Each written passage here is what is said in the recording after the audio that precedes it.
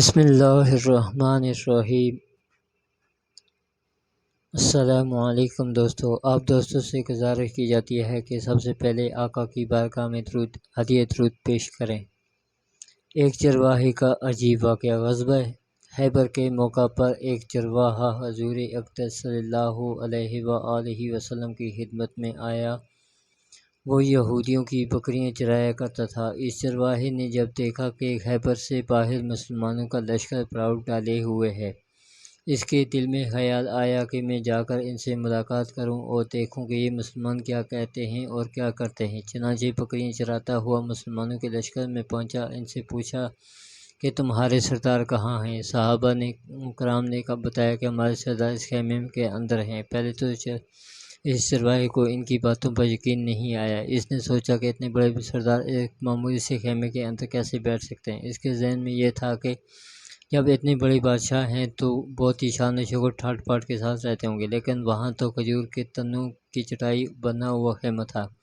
خیر، وہ اس خیمے کے اندر ایک ملاقات کے لیے داخل ہوا۔ آپ سے ملاقات ہوئی، پوچھا کہ آپ کیا پیغام لے کر آئے ہیں اور کس بات کی دعوت دیتے ہیں۔ حضور اقدس صلی اللہ علیہ وآلہ وسلم نے اس کے سامنے اسلام اور ایمان کی دعوت رکھی اور اسلام کا پیغام دیا۔ اس نے پوچھا کہ اگر میں اسلام کی دعوت قبول کروں تو میرا کیا انجام ہوگا اور کیا رتبہ ہوگا؟ حضور اقدس صلی اللہ علیہ وسلم نے فرمایا کہ اسلام لانے کے بعد تمہیں گلے سے لگائیں گے۔ اس چرواہے نے کہا کہ آپ مجھ سے مذاق کر رہے ہیں، میں کہاں اور آپ کہاں؟ میں ایک معمولی سا چرواہا ہوں اور ایک سیاہ فام انسان ہوں، میرے بدن سے بدبو آ رہی ہے، ایسی حالت میں آپ مجھے گلے سے لگائیں گے؟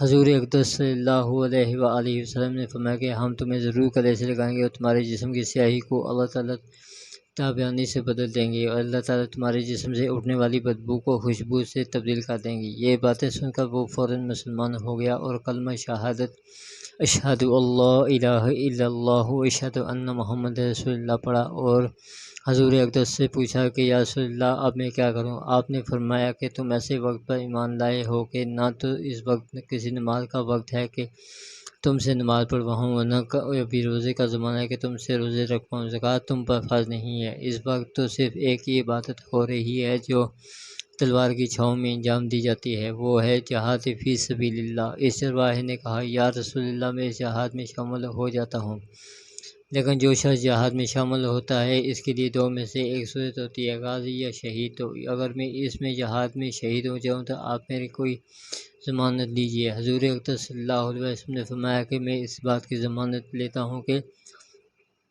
اگر تم اس جہاد میں شہید ہوگے تو اللہ تعالیٰ تمہیں جنت میں پہنچا دیں گے اور تمہارے جسم کی بدبو کو خوشبو سے تبدیل فرما دیں گے اور تمہارے چہرے کی سیاہی کو سفیدی میں تبدیل فرما دیں گے۔ چونکہ وہ چرواہا یہودیوں کی بکریاں چراتا ہوا وہاں پہنچا تھا، اس لیے حضور اقدس صلی اللہ علیہ وآلہ وسلم نے فرمایا کہ تم یہودیوں کی جو بکریاں لے کر آئے ہو ان کو جا کر واپس کرو، اس لیے کہ یہ بکریاں تمہارے پاس امانت ہیں۔ اس سے اندازہ لگائیں کہ جن لوگوں کے ساتھ جنگ ہو رہی ہے، جن کا محاصرہ کیا ہوا ہے، ان کا مال غنیمت ہے، لیکن چونکہ وہ چرواہا بکریاں معاہدے پر لے کر آیا تھا، اس لیے آپ صلی اللہ علیہ وآلہ وسلم نے حکم دیا کہ پہلے بکریاں واپس کر کے آؤ، پھر آ کر جہاد میں شامل ہونا۔ چنانچہ اس چرواہے نے جا کر بکریاں واپس کیں اور واپس آ کر جہاد میں شامل ہوا اور شہید ہو گیا۔ جب جنگ ختم ہو گئی تو حضور اقدس لشکر کا جائزہ لینے لگے۔ ایک جگہ آپ صلی اللہ علیہ وسلم نے دیکھا کہ صحابہ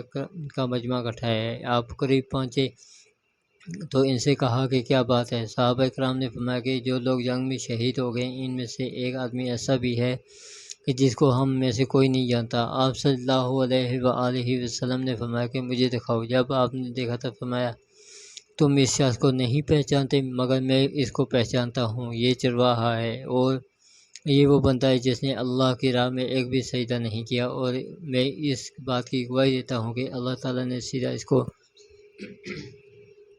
جنت الفردوس میں پہنچا دیا ہے۔ میری آنکھیں دیکھ رہی ہیں کہ ملائکہ اس کو غسل دے رہے ہیں اور اس کی سیاہی سفیدی میں تبدیل ہو گئی ہے، اس کی بدبو خوشبو میں تبدیل ہو گئی ہے۔ اندازہ کیجیے اگر کچھ عرصہ پہلے اس چرواہے کی موت آ جاتی تو سیدھا جہنم میں چلا جاتا۔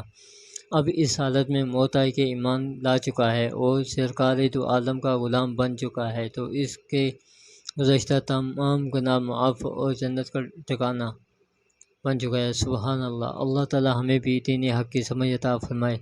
وآخر دعوانا